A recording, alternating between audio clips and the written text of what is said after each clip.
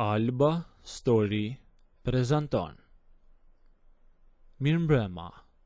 Unë që po ju flas, jam 55 vjeç. Jam një burr me thinja, e kam kaluar moshën e ëndrave. Vëllau im është i martuar, dhe gruaja ati, pra kunata ime, është 50 vjeçe. Ne nuk jetojmë në një shtëpi. Ai ka shtëpinë e tij e unë timen. Por fati deshi që unë dhe kunata të punojmë bashk çdo ditë. Punojmë tek një dyqan i madh rrobash brenda në një qendër tregtare në Tiranë. E kur rri me një njeri 8 ose 9 orë në ditë, 6 ditë të javës, gjërat ndryshojnë. Puna në dyqan është e lodhshme. Të vinë lloj-lloj klientësh. Njerëz që ankohen, njerëz që provojnë 10 palë pantallona dhe s'blejnë asgjë. Unë dhe kunata, nga që jemi njerëz të shtëpisë, rrinim tek banaku i kasës dhe bënim shaka për të shtyr kohën. Kështu nisi muhabeti, nga qeshura dhe nga besimi i tepërt tek njëri tjetri. Kunata ime është grua që e mban veten. Vjen në punë e lyer, e veshur mirë dhe ngushtë, e me flokë të krehura. Një mëngjes i një të marte, ishim vetëm ne të dy. Përgjegjësi na kishte thënë të ndërronim rrobat e vitrinës, sepse kishte ardhur malli i ri. Ajo po mundohej t'i vishte një pulover të ngushtë, një kukull plastike burri. Kukulla i kishte krahet e ngrirë dhe ajo nuk po mundej. Eja dhe më ndihmo pak, më tha kunata, duke fryrë nga inati. Më hën ngri shpirtin, ky plastiku nuk i futen krahet. Unë u afrova, e kapa kukullen nga njëra anë dhe ajo nga ana tjetër.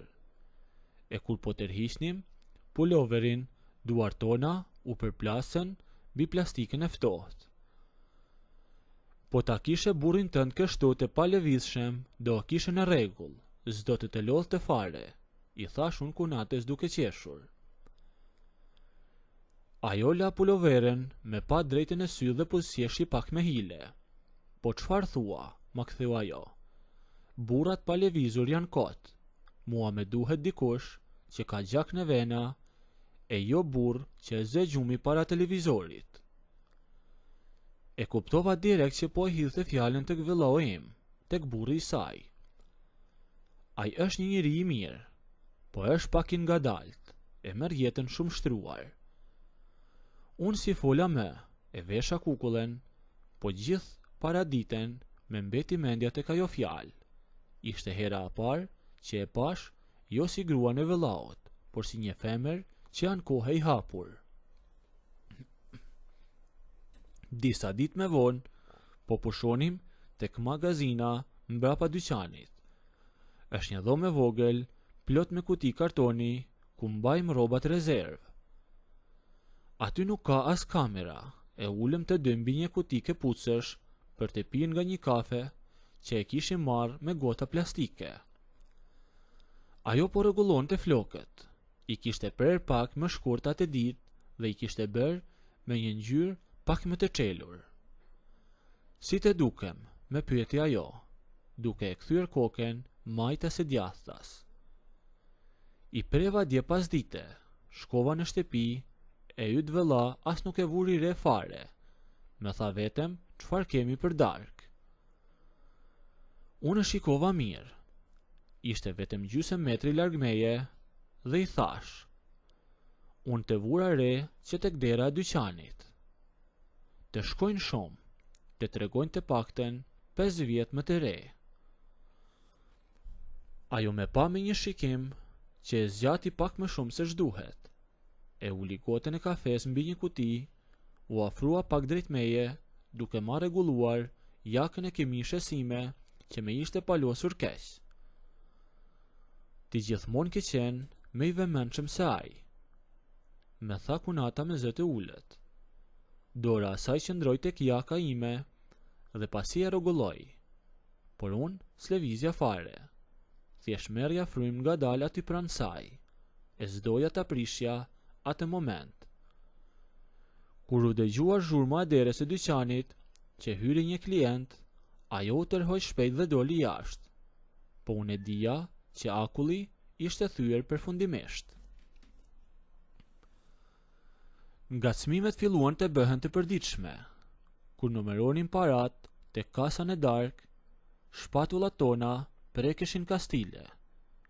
Kur kalonim te korridori i ngushtë i magazines, ajo nuk kthehej anash për të më lëshuar rrugën, por fërkohej pak me trupin tim dhe thoshte: "Më fal, por s'kishte vend", dhe më shikonte duke qeshur. Unë s'jam djalë i ri, i kuptoja këto gjëra. E një pasdite, kur dyqani ishte përsëri bosh, ajo mori një xhaketë të re lëkure nga stenda. Po e provoj një herë të shoh si rri, se dua të blej për vete, më tha ajo. E veshi, e xhaketa i rrinte shumë ngosht pas trupit.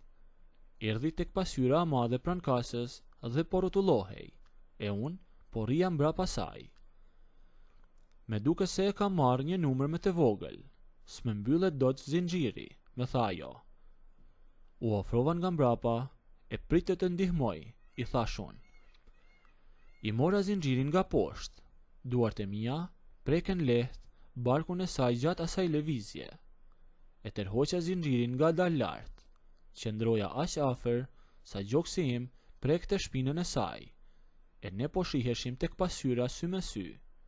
E fytyra e saj tek pasqyra ishte shumë e skuqur. "U mbyll", i thash unë. Po, u mbyll. "Por, po me marr frymen", me tha ajo, "e kam shumë të ngushtë", por nuk bëri asnjë lëvizje për t'u larguar, por edhe xhaketa e ngushtë me të vërtetë që po i pengonte. Kunata u mbështet pak më shumë brapa, fiks ku po qëndroja unë pas trupit tim. E qëndruam ashtu një 10 sekonda duke u parë përsëri në pasqyrë. As ajo nuk fliste e as unë, por vetëm dëgjoni muzikën e qendrës tregtare që binte në sfond. Aq për atë ditë, por fundi i fundit dodhi në këtë fund të muajit, kur po bënim invertarin dhe mbetëm në dyqan deri në orën 10:30 të darkës. Qendra tregtare ishte mbyllur, nuk kishte njerëz, vetëm rojet poshtë tek dera kryesore, edhe muzika ishte fikur, e dritat e korridoreve ishin ulur. Ne ishim në dyqan. Ajo po mbyllte kompjuterin e kasës e unë po ulja qepenin e hekurit. Zhurma e qepenit e hekurit bëri një honë të madhe.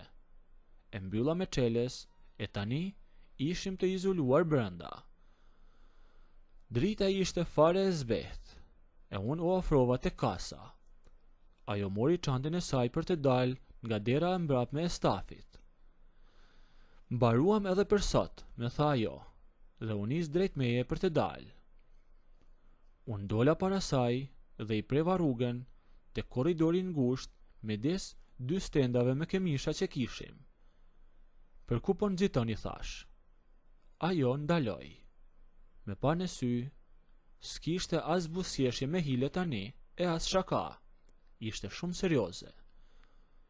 "Nuk po nxitoj, thjesht po pres të hapësh rrugën", me tha ajo. "Mua me dukej sikur ti nuk do të ikesh nga këtu", ja ktheva direkt. "Kam gjithë muajin që të shoh si sillesh. Mos bëj sikur s'kupton." Ajo gjuajti çantën e tokë. Erdhi drejt meje dhe më tha me një zë të qetë dhe shumë të qartë. "Dhe me që e kuptoj, pse rrie flet kaq shumë, apo s'di se çfarë duhet të bësh?